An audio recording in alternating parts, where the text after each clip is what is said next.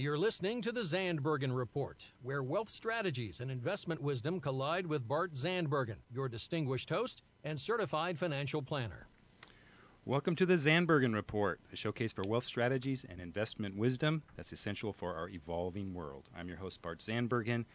I'm pleased to have my partner, Letitia Burbaum, in with me today. Letitia, hello. Hello. Paul, I haven't seen you in a few weeks. Nice to see you. Yeah. Now, I noted that you said, I'm pleased to have her here, but quickly, abruptly said, Paul, just good to see you. So, I'm not feeling the love here. Paul, it's always great to see you. That's all I want Paul, to hear. I have to tell you, I've been realigned with who you are. I thought for a second that you were not human. I'm not. I am strictly a robot. You know, you talk about that, but there are more and more of those things. We had somebody on from a company called I think it was AI or XAI, and anyway, it's a robotic personal assistant, and by God, you can't tell. I mean, it answers and talks, and you can kind of converse with it and stuff, and it's amazing what's happening. So maybe Letitia will be out next year, and we'll just have a robot replacing me. I was going to tell you, Paul, better watch out for job security. I'm trying to immediately pass it off to Letitia here. Well, I think we have a good show in store for today. I'm looking for a debate today here. I'm hoping you guys take off the gloves and really, Well, there might be a subject or two in here. We're going to be talking about a successful retirement. We want to approach it from a couple of different ways. First of all, with our clients, we like to use the term also financial independence. So depending on your net worth and where you are in the status of working and age and so forth, some people need to plan for retirement in order to get and achieve, and others are approaching and or in it. And then the question is, can we survive or sustain a successful life? And I like to say that plan the life you want to live, and then that way your future, you live on your terms. I like that. And I saw, actually, it was a sign off the 405 freeway the other day, and it was something to the effect of, people spend more time reading the TV guide than they do planning for their retirement. Oh, so sad. I was driving into work today, and I saw some really good advice off the 405 freeway. I saw a big sign that said, Jesus saves, and underneath it put, but Moses invests.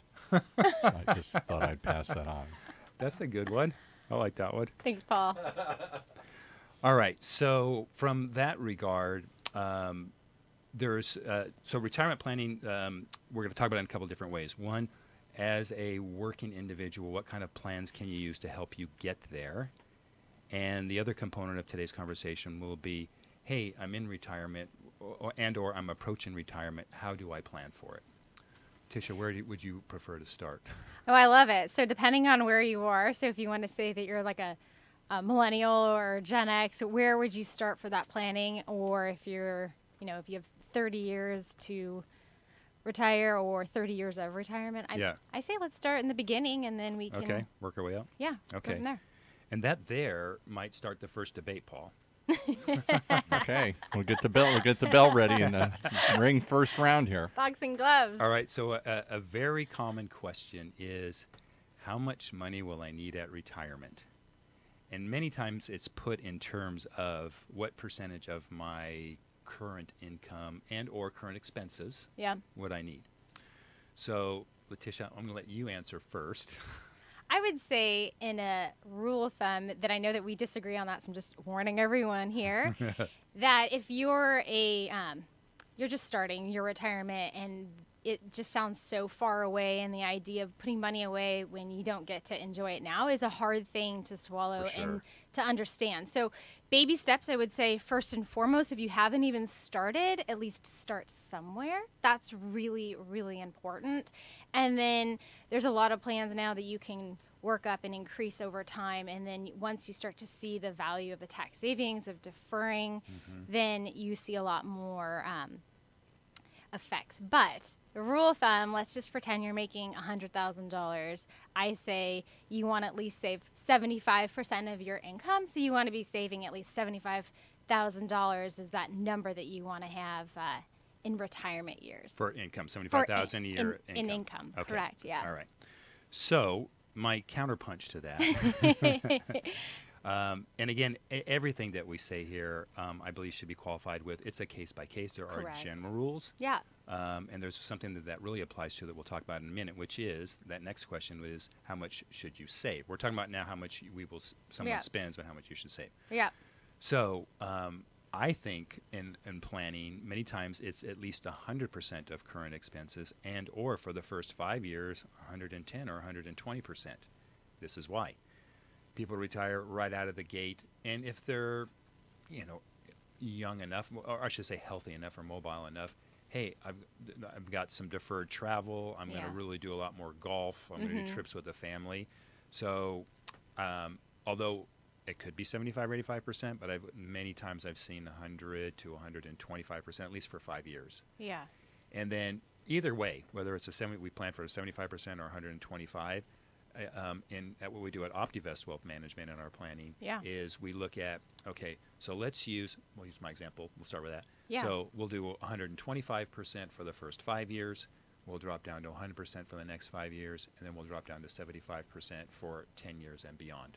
So That's just an so the example. audience understands, you're talking about how much money you're spending once you've retired. So the first 5 years, and then the next 5 years, Correct. and then the remaining portion. And as a percentage of pre-retirement expenses. Right. Right. So if someone's spending $100,000 a year, Yeah. I would say, again, case by case, depending on their lifestyle and their objectives, Yeah. perhaps we plan on them spending $120,000 for the first 5 years, drop down to $100 for the next 5, and then $75 for year 11 and beyond. Yeah. Just a thought.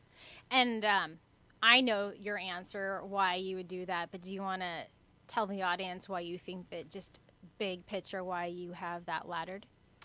Yeah, because what I've seen in my experience over the years is even if someone comes out of the gate, hey, we're going to do that $10,000 a year travel and Rome and cruises and whatnot. After about 5 or 10 years, they're like, yeah, done, over it. We really like where we are. Yeah. And or there's health issues that prevent someone from doing that. So, again, qualified, probably not the last time I'm going to say it. It is a case by case, but I think that's a pretty good general rule. Yeah, absolutely. Yeah. Can I throw in a takeaway that I got from your show that I'm surprising you're not bringing up here at this magic moment here? Yep. You had a guest who gave me the answer. I'm the oldest one in the room here. I'm in my 60s here. So you're all of different generations here, from This millennials is Mark's to answer, by the way. from millennials to Gen Xers to old baby boomers like me. And I'm always asking people, when do you know you got enough? Not a goal, but you say, okay, I'm set. Well, how much is enough? And you had a guest in here that gave me an answer to that. And they said, Let's see if you remember. If I remember this correctly, he said you take your house, assuming that you have your house paid off, which is everybody's goal. Yeah. You take your house, the value of your house, and it's 3 times that, and that gives you the amount of money. So if you have a $250,000 house, you need $1 million. If you got $1 million house, you need $3 million. So a house plus 3 times the house paid off and 3 times the value of the house, he said, would give you enough to ride out whatever comes. You agree with that? You know what? I think, like what we've talked about so far, I think it's a great rule of thumb. But I'm going to fall back to it's going to a case by case, and I think going through a financial plan will help to solidify. But I think it's a very good rule of thumb. Yeah, no, and I would agree with Mark, absolutely. But what Bart is actually saying is, okay, if you're going to drill in, because we go in depth with financial planning and understanding their budgets and expenses, this is what we have seen on a more in-depth scenario versus very big picture rule of thumb. But that was the first time I've ever heard anybody give me a number. Yep. When my father was younger, was an executive in the 60s and 70s, first of all, he didn't expect to live past his 60s or 70s, so it was easier to calculate a number. You didn't expect things to change that much. Once you retired, you had maybe another 3 to 5 years, and that was it. Right. Now we're looking at 30 years or more. Minimum, yeah. And who knows what's going to happen in that 30-year period? What's the cost of goods? Is inflation going to come back? Yeah. Blah, blah, blah. So what's health care going to be? That's the one that scares the hell out of me. And so that's the first time I heard anybody say, I'll give you a formula. Everybody else says, I don't know. Yeah. And I think he's pulling, that's from like the Robert Kiyosaki, like the use asset, work assets. It's at the 3 to 1. I think that's where that formula comes from. Well, first time I ever heard a formula, so hallelujah. You woke me up on that one. I love it. And I'm so glad that you remembered and you paid attention from many of our podcasts ago. Number 3 or I think. Yeah. That was a ways back. really It just great. really struck me because nobody else will. Like there used to be a billboard on the freeway, and it was for one of the, I don't know, Schwab or something. Like, it wasn't Schwab, but one of those companies like that. Could be Schwab. And do you have enough money saved? That kind of thing. Yeah. And it was that kind of scary thought. Yeah. And I guess also it goes back to where are you in your life? And I think that's what you kind of started with. What number do you project out? And maybe if you were kind of flip the numbers in a totally different direction and say, okay, I just need at least a starting point of saying, what does that look like now? How much of my income now do I want to save? I know we disagree or agree kind of. I say minimum, you want to save 10%. And if you can go up to 20, great. There's nothing wrong with that. And if you're feeling super daring, you know, sometimes I challenge people that maybe one spouse does all the income, the other one doesn't. Maybe they can do like all of one of the spouse's incomes or 50%. I mean, I've seen a lot of different variations. Yeah. Well, and I was just going to say, what do you say to so many of us that lost it all? We were trying to be good people. First of all, we're baby boomers. We didn't save much to begin with, okay? We're living for today, not tomorrow. Yeah. All of a sudden, we woke up and said, we ain't got enough. I think the average baby boomer has $50 or $60 or $70,000 saved. That's scary. Yeah. And on top of that, whatever we had was in things like these famous 401ks that dropped 50%. And how much do you have to go up to earn back a 50% loss? I forgot the formula, but it's a lot more than 50%. it's 100%. It's 100%. Okay, you got to go up 100%. Because you got to recover your loss and then go back. Yeah. If you have $100 Right, and you lose 50%, it's 50. right. And then what percentage of 50 does it take to get to 100? There you go. 100%. There you Yeah. go. So now it's even worse. I didn't have enough to begin with, and what I had got wiped out in the Great Recession, and I ain't got enough years left to make that back. And I just want to clarify something so it's not just semantics. You said my 401k lost money in your example. Right. So it wasn't your 401k that lost money. It was the investments that you chose in your 401k. Yes. So 401ks, just like an IRA doesn't lose money, just like a trust account doesn't lose money, it's the investments that you choose. So that's really important distinction. But the way they're set up, like my wife works for a bank, there aren't a lot of choices in the 401k. I mean, there's a limited number of options. I don't think maybe I'm wrong. Can she go and just invest in anything with that, or isn't she obligated to pick from a handful of menu selections that they've predetermined? There's a menu, there's a finite number of options, but by law, there has to be options that are, I'll use the word generic term, safe. So it could be a money market, could be something that's a fixed guarantee that works kind of like a CD. Right. And then, of course, a range of stock type funds and sometimes specialty funds like maybe real estate or commodities. But the point is you have the option, although it's not infinite like you might at a brokerage account, it does have a variance of risks. Any ideas? Anybody ever tried to quantify how much money was lost in those 401ks for baby boomers like me? Because I'm not alone, and my friends all seem to have suffered a loss, and I don't think any of us have recovered that loss in the last, I don't know, whatever it is, 7 years or some 5, 6, 7 years. We've made up maybe, but I don't think we've gotten back to zero. You should probably be our clients. I really? No, I agree. All of our clients are back. Yeah. Are they good? Yeah. I see. Yeah. So there you go. So I'm going to kind of counterpoint your. I'm writing you a check right now. Yeah. Okay. No, and I actually just want to say one thing that what you mentioned, and this is kind of a side topic, but we definitely talk about this all the time with our clients, is sometimes the loss, like what you're referencing right now, is it hurts a lot more than the gain. And so that is absolutely part of what we do and how we manage money and the strategies is we're able to, Bart's going to say, and I know this is off topic, but we manage downside risk. And so we actually try to navigate through that so we don't go down when the market goes down. Because then that way, at the end of the day, we don't have clients like you that is in pain for years because of what happened. And I since I'm the poster boy for bad behavior here today, I'll admit that it turned me off of any kind of investing.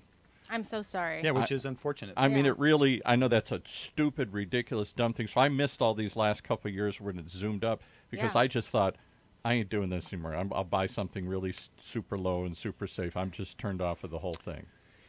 Yeah, so that we are kind of going off topic, but now I think it needs to be addressed. So at the end of the day, well, a couple of things. One, in this is my 26th year, and what I've learned over the time is, to Letitia's point, and it's been scientifically proven, psychologically proven, that the amount of pain that downside will cause for someone is exponentially greater than, hey, I got a 10% return. Hey, that's great. I lost 10%. People are going to lose their mind. Yeah. So with that in mind, we keep that very close to the top of our mind when we're managing our money and our recommendations. And secondly, part of our financial planning process helps to create what we call a family index, which is, hey, what is it that this particular client needs to earn in order to, now we're getting back on topic, to have a successful retirement. Let's just say, so we've had some clients who had a great liquidity event and have had enough money to last a lifetime. So with that said, do they need to get 15, 20% per year in order to survive? No. Their family index is 4%. All they need is 4%. And they're buying houses, going on trips, doing everything they need to do. So why would they ever, and they don't, but why would they want to take the risk of trying to get a higher return knowing that they could significantly lose money? So that, in working with an advisor, I think is one of the most important processes to go through. It doesn't matter what the different markets are earning. It matters what you need to earn. Right. And there is going to be the flip side. We are going to meet people who are, regardless of how much money they make, maybe they didn't keep enough money, maybe they didn't get started till later in life. Maybe their peak earning years, it's 50, and now they're making lots of money and they haven't done anything before. Yeah. Guess what? We're going to have to take on more risk. Your family index is 10% or 12%. That's what we're going to need to try to earn in order to have a successful phase 2. Yeah. And do the old formulas apply? Because the other thing I hear all the time is the rules have changed.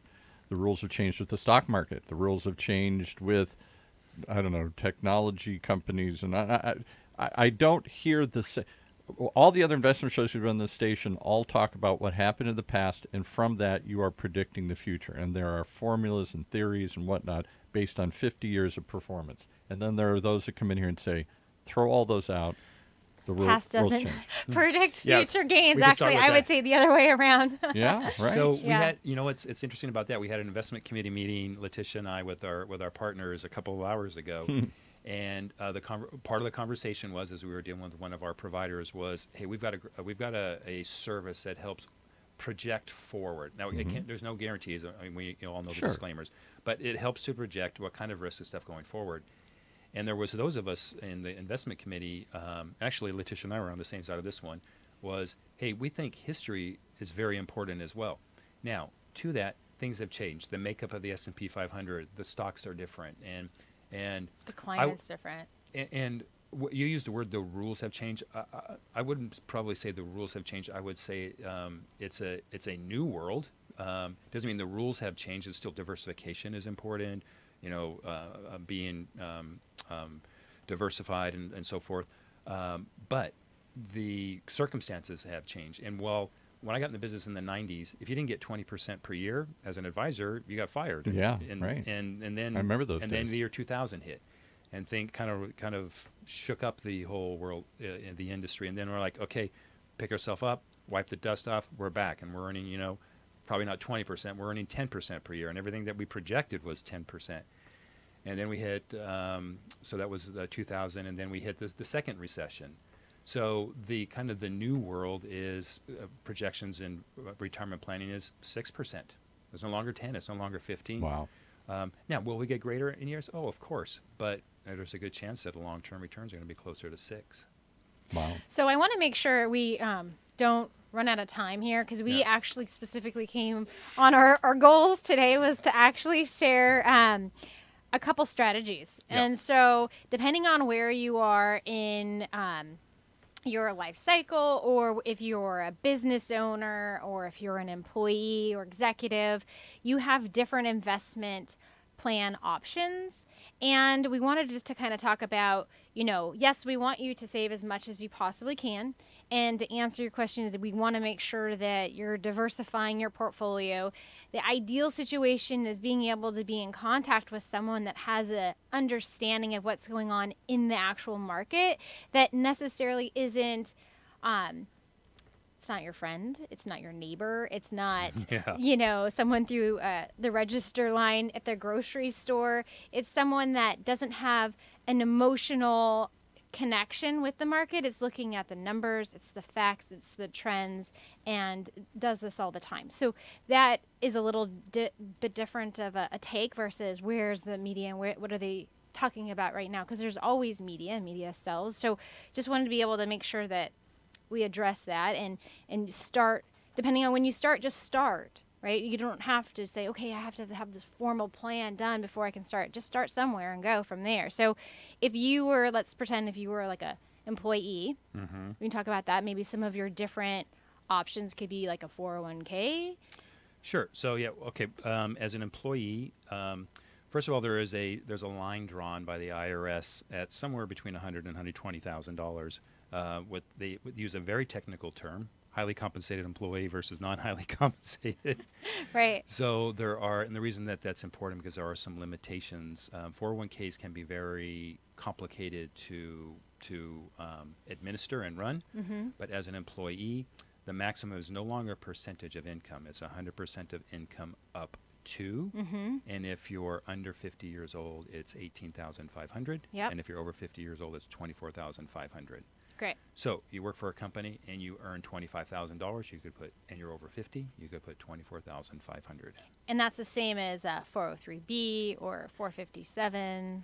Yeah. So for those not in the know, a 403B is like a 401k, but offered at a nonprofit organization. Could be like a church, could be a nonprofit hospital, and then a 457 is similar characteristics to a 401k, but for a government. So they all have the same different tax codes. But it gives you similar provisions, and exactly you can save money for your retirement. Exactly. So, Bart, I have a question. If my company isn't matching, do I still want to contribute? Because I feel like I hear that sometimes, definitely from the millennials. Like, my company isn't matching, I'm not doing anything. Yeah, and it makes no sense to me. I take that back. I can see what might inspire someone to say that. Yeah. But at the end of the day, let's think about it for a second. You're putting money in. And let's say it's $100, right? You're not being taxed on $100, right? So you've just saved $35 to $40, and yet you've got $100 working for you. Every year, let's say you're doing $100 a month. Every month, another 100, another 100, another 100. So you were actually borrowing from the government the money that you would pay in taxes. You're earning growth on it. Yeah. And then at the end, yes, when you take money out, you pay the taxes. So whether or not you get any match, it's still very effective. And I used to say when I was doing more with 401ks, it's kind of, you're not going to remember this. Remember Popeye? Popeye? The cartoon? Yeah. Okay, good. If she said no, she'd have to leave. Yeah, I know. I know Come Popeye. Okay, do you remember Wimpy? You don't. So Wimpy would come up to Popeye or to Olive Oil. That sounds really funny to say those. And he goes, I will gladly pay you Tuesday for a hamburger today. Aww. So that's what a 401k is.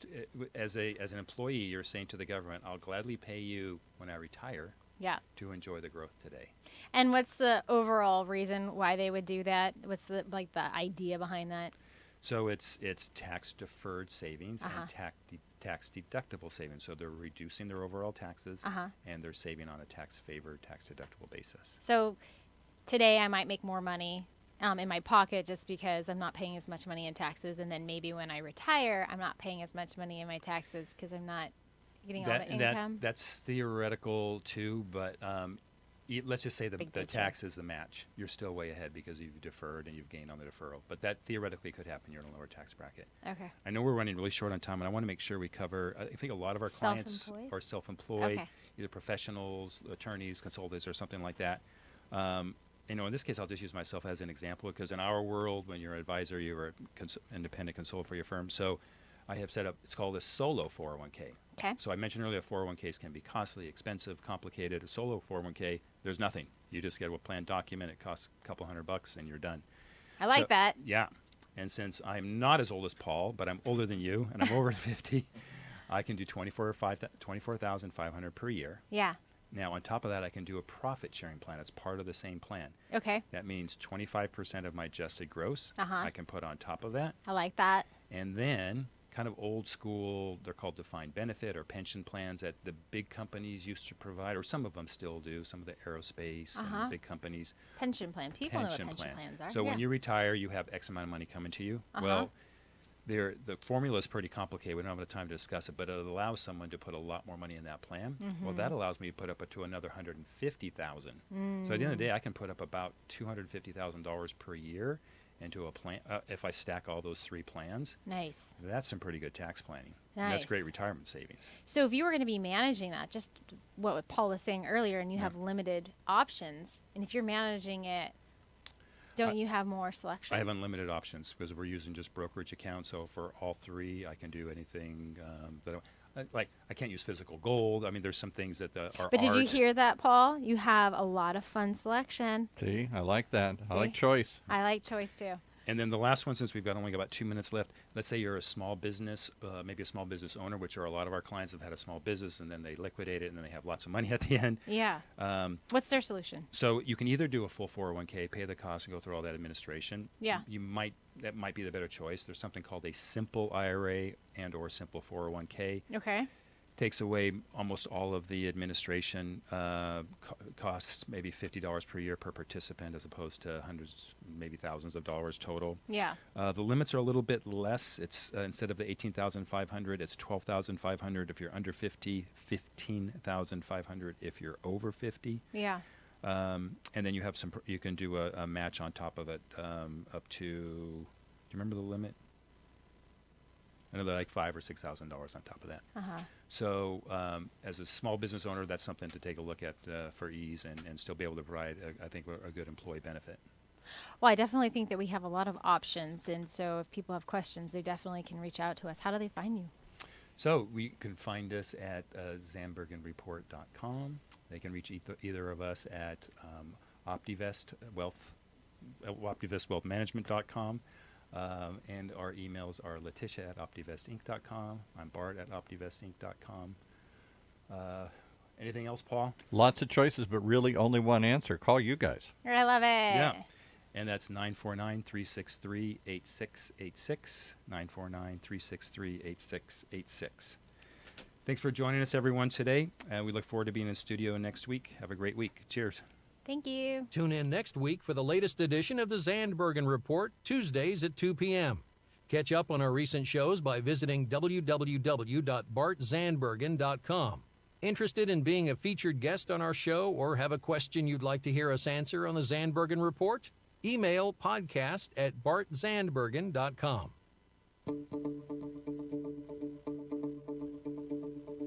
The Zandbergen Report is a production of OC Talk Radio and is provided for educational purposes only. The content of this program and the views of the guests should not be considered as recommendations by OC Talk Radio or investment advice from the host, Bart Zandbergen, or any other entity attached to this production. Investors should always consult qualified financial, investment, tax, or legal professionals prior to investing.